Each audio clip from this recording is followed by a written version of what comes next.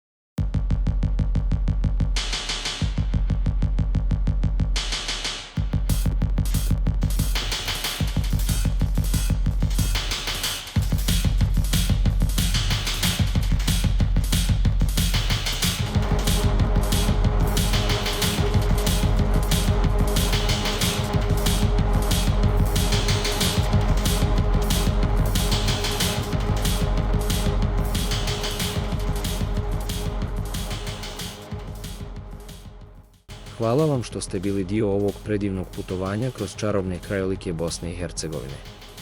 Ako ste uživali u vožnji i želite podržati naš rad, pretplatite se na kanal BH Road Stories, ostavite like i podijelite video s prijateljima. Vaša podrška nam znači puno i motivira nas da vam donosimo još više sadržaja iz srca naše predivne zemlje. Vidimo se uskoro na nekoj novoj cesti. Želimo vam ugodan dan i sretan put.